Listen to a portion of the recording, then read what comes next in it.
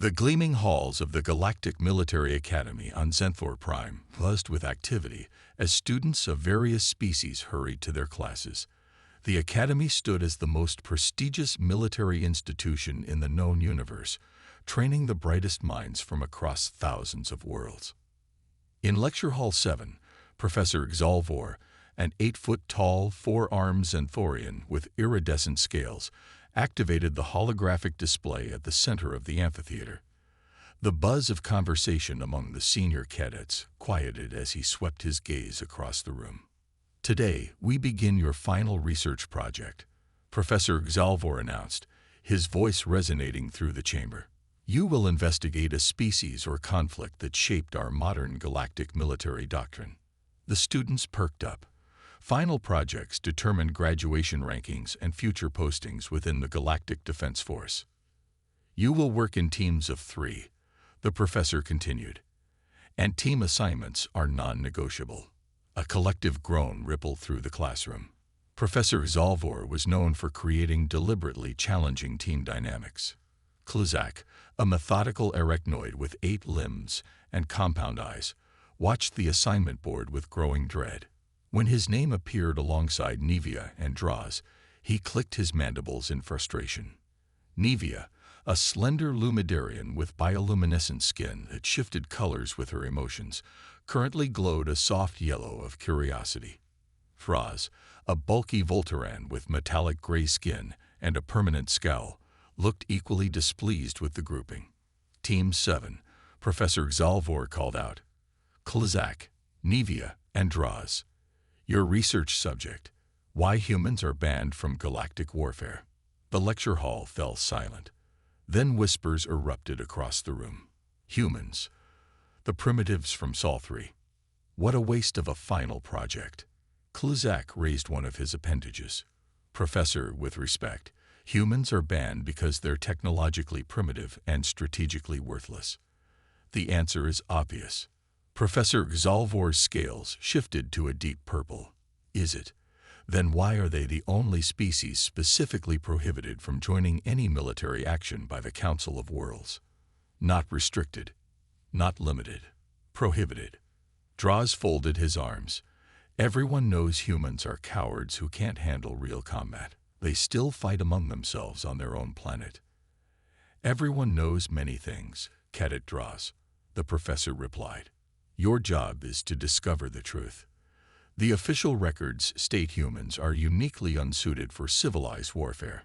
Your assignment is to determine what that actually means." After class, the reluctant teammates gathered in a quiet corner of the Academy's central garden. The air was filled with the scent of plants from 100 worlds. "This is a waste of time," Fraz grumbled. "Humans are weak. They have no natural armor, no claws, poor senses, and limited strength." Nevia's skin pulsed with gentle blue patterns, yet they advanced from primitive tools to space travel in less than 10,000 years. That's remarkably fast evolutionary progress. Klizak opened his datapad.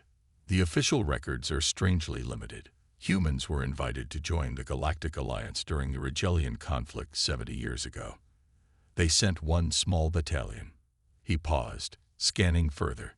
Then something called the incident occurred, and all human forces were immediately withdrawn. Earth was placed under quarantine restrictions the next day. The Rigelian conflict. Nevia's skin flashed purple with surprise. That war was nearly lost. Why would the Alliance invite a primitive species to join such a critical battle? Draws's scowl deepened. And why would they be banned immediately after? They must have failed catastrophically. Klizak noticed something odd. The records don't say they failed. They simply say humans were withdrawn and banned from all future conflicts by unanimous emergency vote of the Council. Professor Xalvor mentioned the Academy archives contained declassified battle footage. Nevia said, "We should start there." As they walked toward the archive building, they passed a memorial statue honoring fallen cadets from the Rigelian conflict. At its base, almost hidden among hundreds of names, Klizak noticed a small plaque with unfamiliar text. "What's that writing?" Draws asked. "I think," Nevia said slowly, her skin darkening to indigo. That's human language. It says, in memory of Captain Frank Miller and the 43rd Earth Expeditionary Force. May the galaxy never need them again. The three students exchanged troubled looks. This assignment was becoming more intriguing by the minute. The Academy archives were housed in a massive crystal dome that reflected the light of Zenthor's twin suns. Inside, rows of data terminals stretched as far as the eye could see, containing the military history of over 10,000 worlds. Klizak, Nevia, and Draz each took a separate terminal, searching for information about the human military involvement in the Regellian conflict. After 2 hours of searching, they gathered to share their findings. I found the basic records of the human battalion, Klizak said, his compound eyes reflecting the blue light of his screen.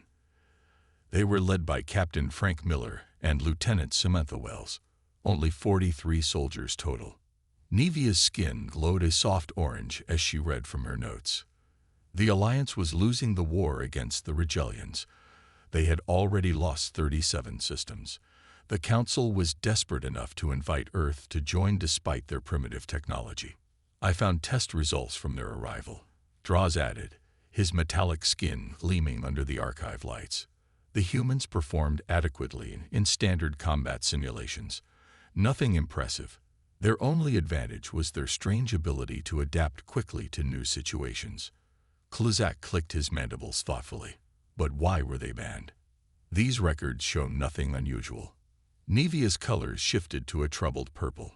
The actual battle footage is classified. We need higher clearance.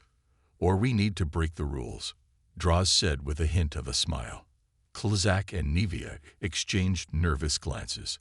Academy rules were strict, and violations could lead to immediate expulsion. Wait, Klizak said suddenly. I have an idea. My uncle serves on the Academy board. His access code might work.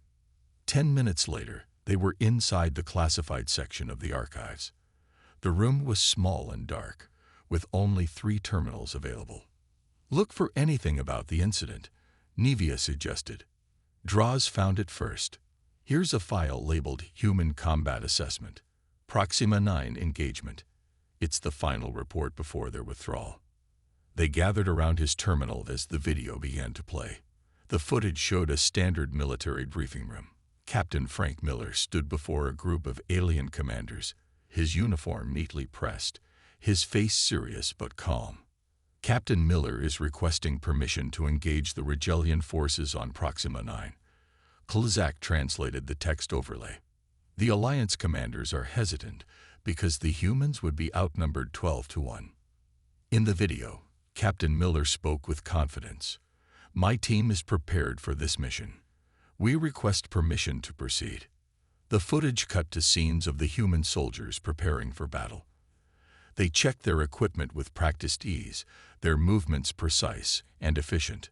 They look so normal, Nevia said, her skin shifting to confused yellow patterns. Nothing special about them at all. The video showed the human team deploying to Proxima 9, a rocky moon with a toxic atmosphere. Everyone wore environmental suits. The humans moved into position according to standard Alliance tactics. Then something went wrong. Regellian forces ambushed the human squad from hidden positions. The communication network was jammed. Captain Miller's voice came through broken and distorted. Cut off. Requesting instructions. The Alliance command center erupted in chaos as they lost contact with the human team. The screen went black for a moment, then returned with a warning message. The following footage is restricted by order of the Council of Worlds. What they saw next made them all freeze. When communications were restored, the camera showed Captain Miller's team surrounded by Regellian forces. The humans were outnumbered and outgunned. According to all military doctrine, they should have surrendered or retreated. Instead, Captain Miller's voice came through eerily calm. Command, be advised we are switching to survival protocols. Miller out. The Alliance commanders in the video looked confused. One asked, "What are survival protocols?" Before anyone could answer, the humans began to move differently. Their formations changed into something unpredictable. Their faces showed a strange intensity. The footage abruptly cut off. "That's it." Draws growled in frustration. "Where's the rest?" Nevia's skin had turned a pale blue. "Did you see their eyes? Something changed in them. Something primal." Klizak was already searching for more information. "There's a note here. It says full footage sealed by unanimous vote of the Security Council. Reason: preservation of galactic psychological stability." The three students looked at each other in stunned silence. "We need to find someone who was there," Draws said finally. "Someone who saw what really happened." The next morning, the three students met in the Academy's dining hall. The large room was filled with students of all species, creating a constant buzz of conversation. Klizak had barely slept, his mind racing with questions about what they had seen. "I did more research last night," Nevia said quietly, her skin a focused shade of green. "Commander Zex teaches advanced tactics here. He served during the Regelian conflict." Draws nodded. "I know him. Tough old Voraxian. He lost an arm in the war. And he might have seen the humans in action," Klizak added. "Good work, Nevia." They found Commander Zex in the combat simulation room. The old Voraxian was supervising a group of first-year cadets who were practicing standard defensive formations. His scaled skin was faded with age, and his artificial arm whirred softly as he moved. When the students approached him with their questions about humans, Commander Zex's yellow eyes narrowed. "Why are you asking about that?" he demanded. "It's for our final project, sir," Klizak explained. "We're researching why humans are banned from galactic warfare." Commander Zex looked around nervously, then gestured for them to follow him to a quieter corner of the room. "I was there," he said, his voice barely above a whisper, "on the command ship monitoring the Proxima 9 mission. I saw the whole thing." "What happened after the humans were cut off?" Nevia asked. Commander Zex's artificial hand clenched into a fist. "They didn't follow the rules of engagement. Not at all." He shook his head. "The humans. They changed when they were cornered. It was like watching a different species emerge." "Changed how?" Draws pressed. "They should have surrendered.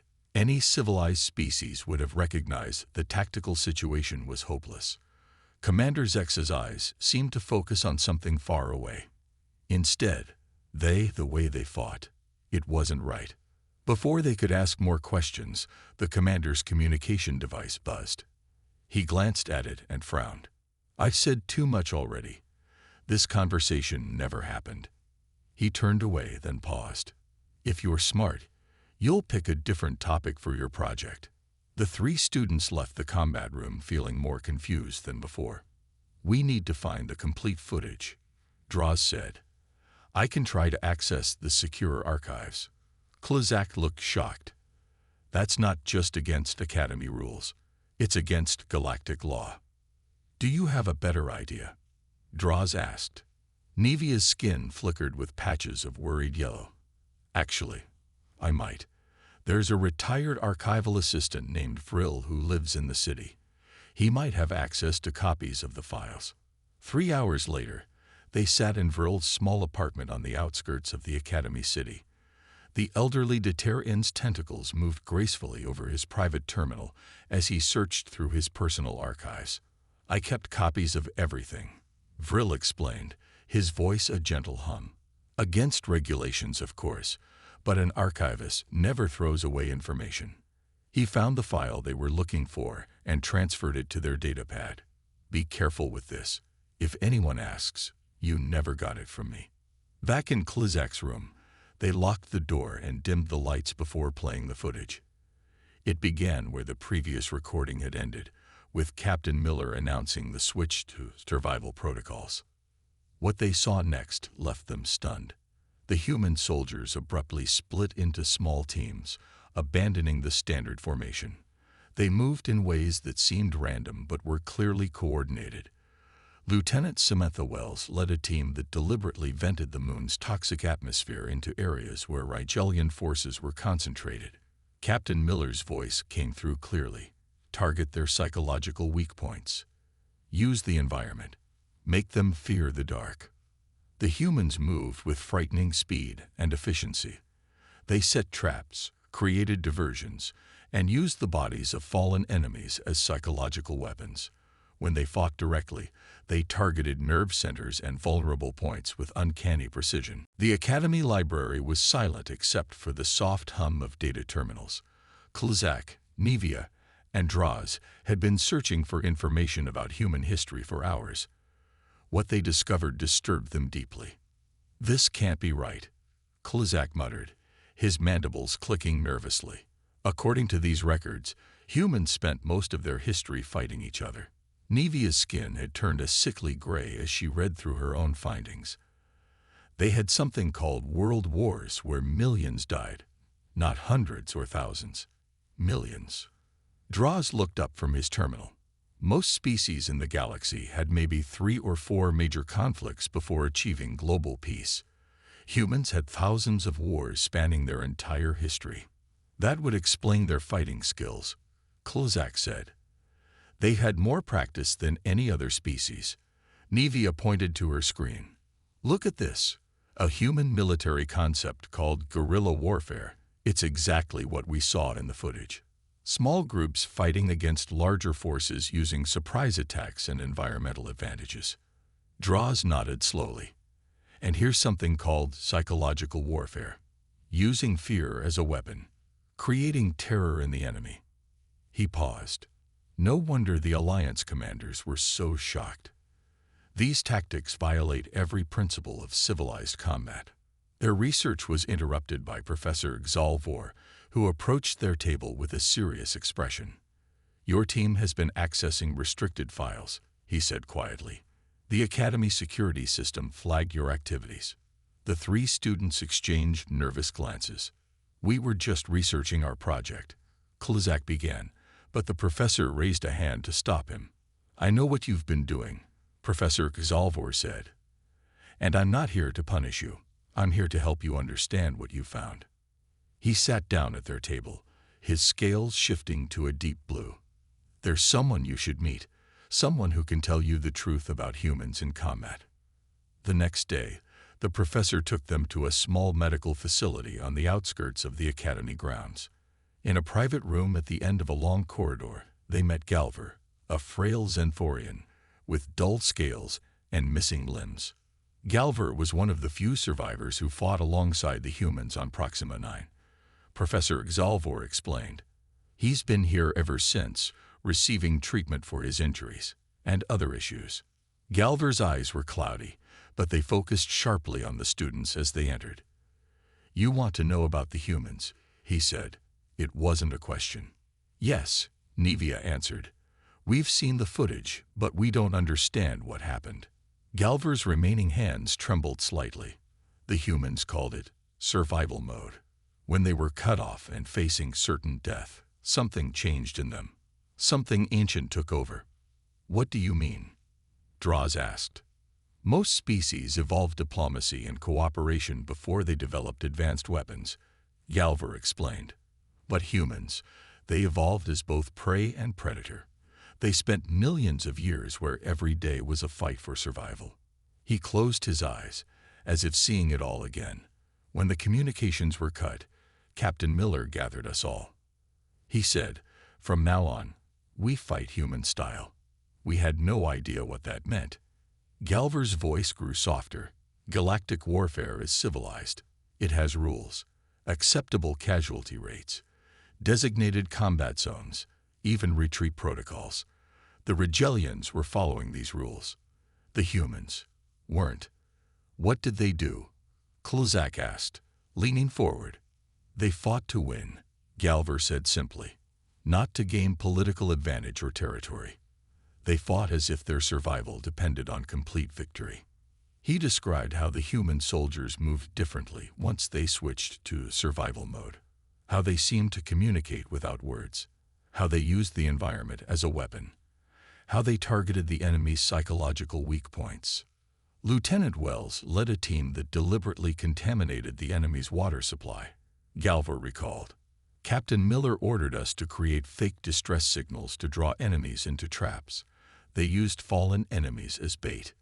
Nevia's skin had turned a deep blue of sadness. Those tactics violate at least 7 galactic warfare conventions. Exactly, Galver nodded. When it was over, the Alliance commanders were horrified. Not just by what the humans did, but by how effective it was, and by how quickly we non-humans began to adopt their methods. What do you mean? Draws asked. By the end of the battle, Galver said, his voice barely above a whisper, I was fighting like them. And I enjoyed it. The 3 students left the medical facility in silence, each lost in their own thoughts. The evening air was cool, and the first stars were appearing in the purple sky above Xenfor Prime. I need to show you something else, Professor Gazalvor said. Something few non-humans have ever seen. He led them to his private office in the Academy's science wing. The room was filled with artifacts and specimens from dozens of worlds. The professor activated a secure terminal and entered a long series of access codes. What I'm about to show you is sealed at the highest level, he explained.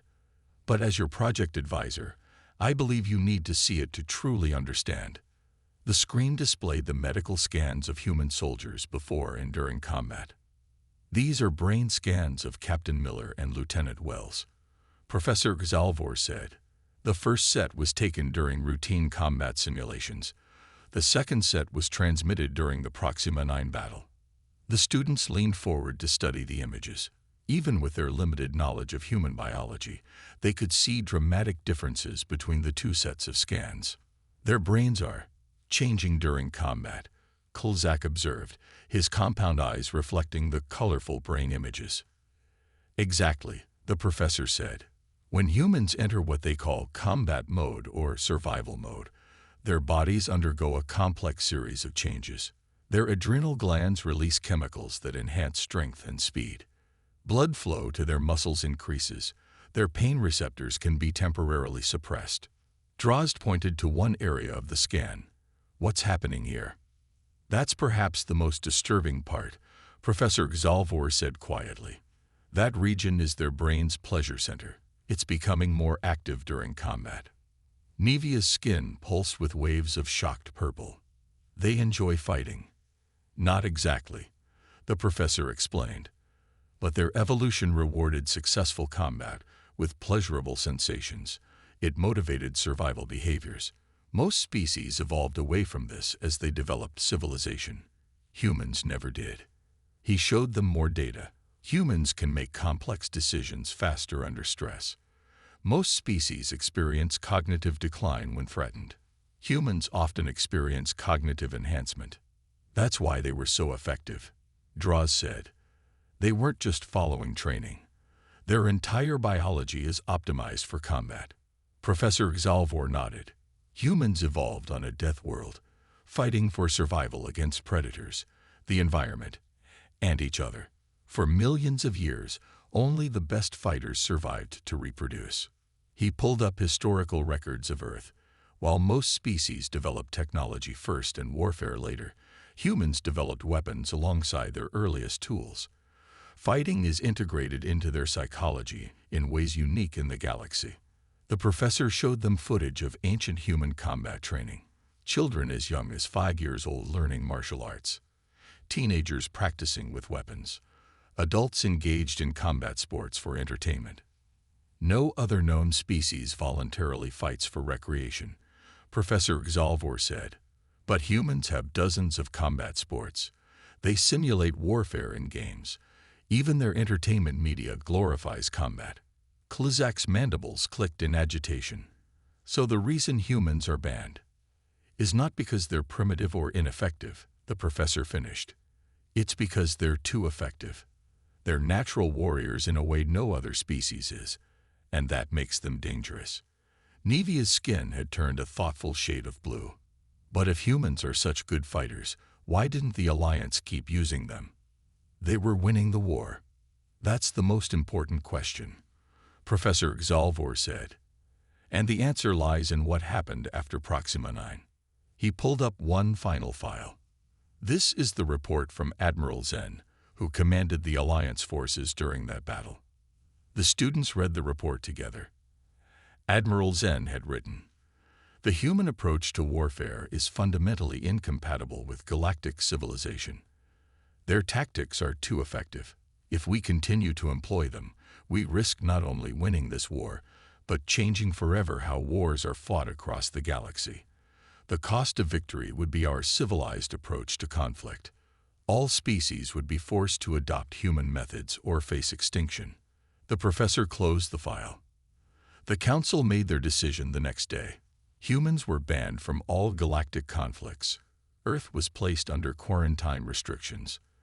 The Alliance chose to fight a longer war with higher casualties rather than change the nature of warfare itself. Nevia looked troubled. "So humans aren't primitive at all. They're specialized." "Exactly," Professor Gzalvor said. "Every other species sees combat as a last resort. For humans, it's a core competency." The next few days passed in a blur of research and intense discussion. The three students spent every spare moment digging deeper into human combat history. What they found both fascinated and horrified them. "We need to see Earth," Draws said suddenly as they sat in the Academy library. "Reading about humans isn't enough. We need to observe them." Klizak's mandibles clicked nervously. "Earth is under quarantine. We can't just go there." "Actually, we can," Nevia said, her skin glowing with excitement. "The Academy sends a scientific expedition to Earth every 5 years. The next one leaves tomorrow." "How do you know this?" Draws asked, surprised. "My roommate is on the biology team," Nevia explained.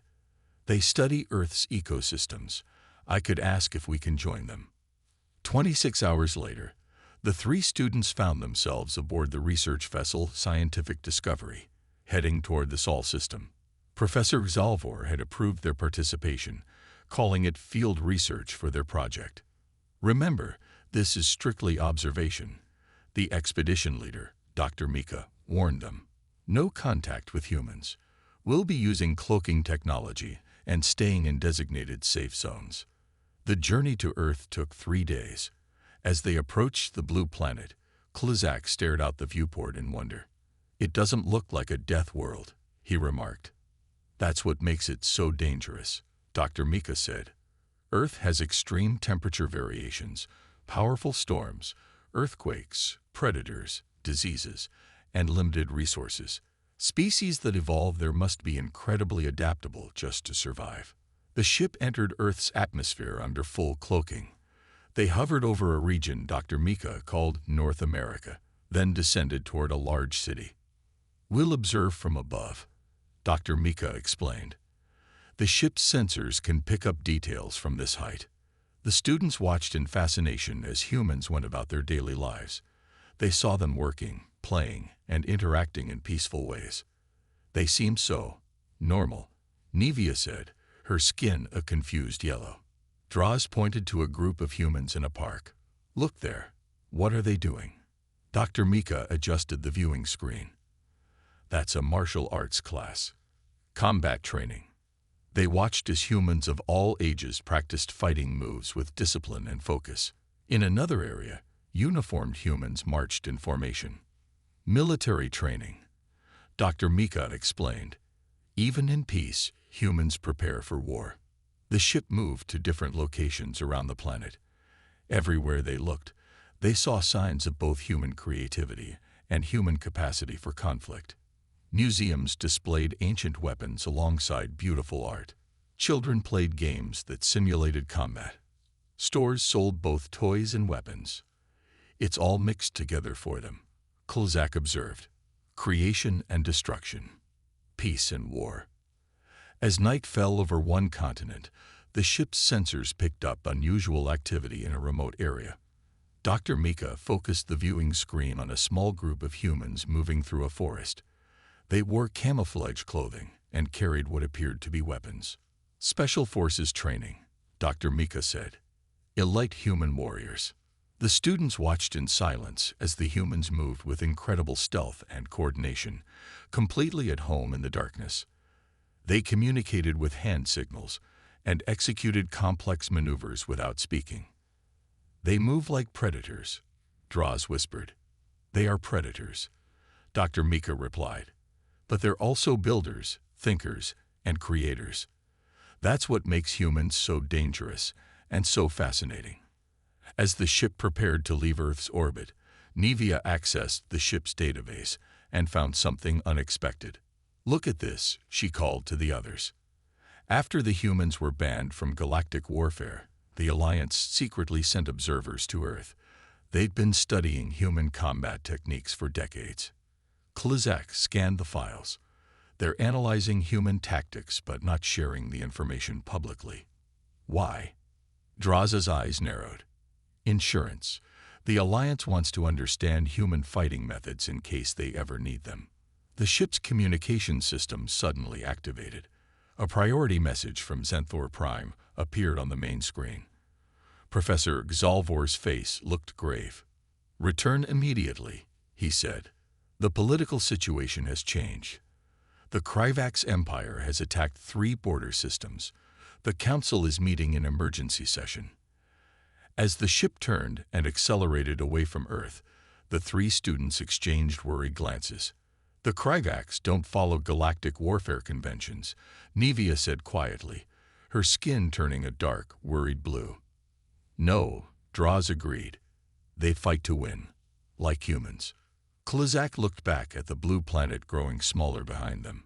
"I wonder if the Council is rethinking their ban right now." The Academy was in chaos when they returned. Students rushed through the hallways, talking in worried voices about the Kryvax attacks.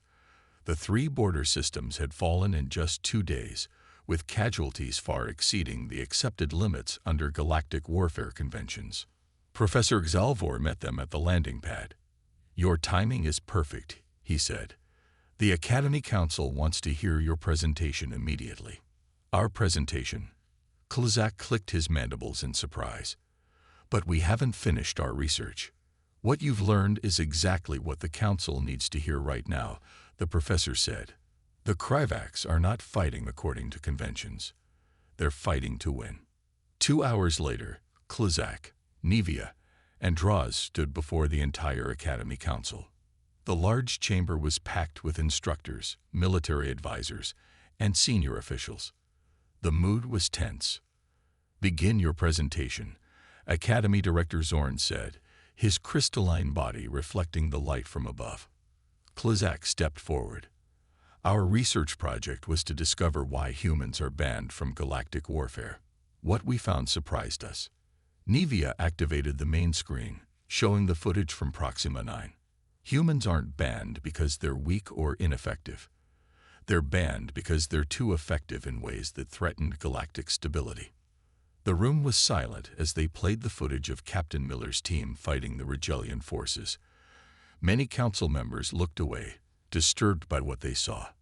Draws explained how humans evolved as both predator and prey on a dangerous planet, how fighting became integrated into their biology and psychology, how they developed warfare alongside their earliest tools. While most species see combat as a last resort, Draws said, humans see it as a core survival skill. They don't just train for war. They're built for it.